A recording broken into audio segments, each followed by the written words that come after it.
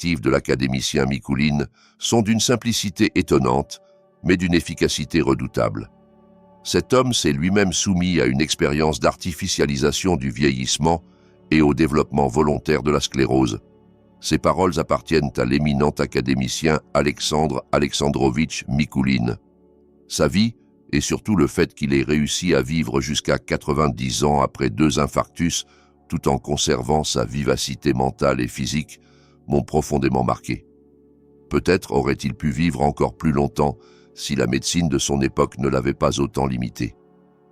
Né à la fin du XIXe siècle, Mikuline a traversé 3 révolutions, 2 guerres mondiales, 2 crises cardiaques, ainsi que 5 mariages et divorces, l'un d'eux ayant eu lieu alors qu'il avait déjà 90 ans. Mais ces faits, aussi impressionnants soient-ils, ne sont pas les plus surprenants de sa vie.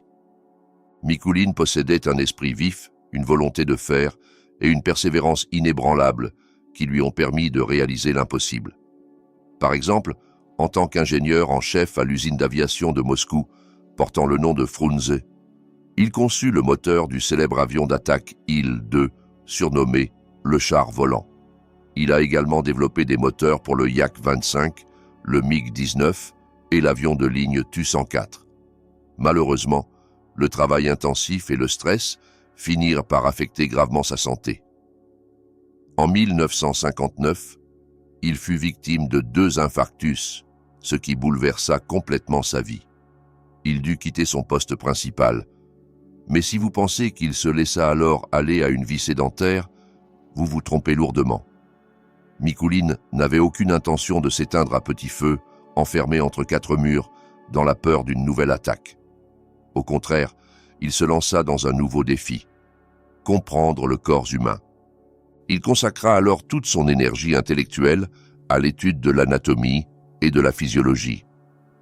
Son œuvre majeure, intitulée Longévité active, fut achevée en 1965. Malheureusement, sa publication fut initialement refusée car le livre contenait des recommandations médicales et Mikuline n'avait pas de formation dans ce domaine. Mais loin de se décourager, il fit éditer l'ouvrage en petit tirage, convaincu de son utilité pour des milliers de personnes. En 1971, à l'âge de 75 ans, il s'inscrivit à la faculté de médecine. En 1975, il obtint son diplôme et l'année suivante, il soutint sa thèse de doctorat. Une démarche exceptionnelle, saluée par beaucoup. Pour Mikuline, l'âge n'était qu'un chiffre. Enfin, en 1977, son livre Longévité active fut officiellement publié. Peut-être ne l'avez-vous jamais tenu entre vos mains, mais ses idées principales sont aujourd'hui bien connues. L'un des concepts clés qu'il développa fut celui de la vibrogymnastique.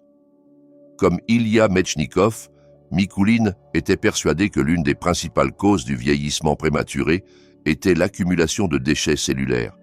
Ces déchets sont normalement éliminés par les systèmes sanguins et lymphatiques, mais certains résidus peuvent y rester et nuire à leur bon fonctionnement. Pour maintenir un bon drainage veineux, il est essentiel de stimuler régulièrement les muscles qui agissent comme des pompes naturelles. La vibrogymnastique offre justement ce stimulus complémentaire. Elle est très facile à pratiquer. Tenez-vous debout, les pieds écartés à la largeur des épaules. Soulevez les talons de 1 à 5 cm, puis laissez-les retomber brutalement sur le sol. Ce mouvement simple, réalisé à un rythme d'1 par seconde, stimule la circulation. Faites-en 30, reposez-vous 10 secondes, puis recommencez 2 fois encore. Répétez cette série au moins 3 fois par jour. En plus de favoriser la circulation, cette pratique soulage efficacement la fatigue dans les jambes, particulièrement utile lorsqu'on monte une côte. Mikuline insistait également sur l'importance du mouvement quotidien. Il recommandait de marcher avec énergie en posant bien tout le pied à chaque pas. Il pensait que la course à pied devait faire partie de la routine de chacun. Inutile de courir un marathon si ce n'est pas votre truc, mais il considérait qu'il était essentiel de courir 3 km par jour dans la rue ou sur tapis. Si vous êtes âgé, commencez progressivement. Alternez marche rapide et course à parts égales, puis augmentez peu à peu le temps de course. Contrôlez votre respiration. Inspirez sur 2 pas, expirez également sur 2 pas. Cette régularité améliore l'endurance et l'oxygénation. Une autre de ces techniques était la gymnastique de la volonté. Pour stimuler le métabolisme cellulaire, Mikuline proposait un exercice simple ne durant que 6 minutes par jour, 3 minutes, 2 fois par jour. Il s'agissait de contracter et relâcher volontairement tous les muscles du corps, en commençant par les doigts et en remontant jusqu'aux épaules et au cou. À chaque 10 contractions musculaires, on devait faire une inspiration et une expiration. Ce cycle était à répéter 10 fois. Ce genre de pratique, bien que discrète, a des effets bénéfiques sur le tonus musculaire et la concentration mentale. Il utilisait également des techniques de respiration inspirées du yoga, qui l'auraient aidé à soulager ses douleurs cardiaques. Il fallait respirer profondément, en soulevant la poitrine et en rentrant le ventre, retenir sa respiration quelques secondes, puis expirer lentement, en relâchant l'air petit à petit. Il recommandait de faire cet exercice 2 fois par jour, sans forcer ni aller jusqu'à l'épuisement. En ce qui concerne l'alimentation, Mikuline prônait une règle essentielle: ne jamais manger à satiété. Il s'arrêtait de manger dès qu'il ressentait qu'il pourrait encore manger la même quantité.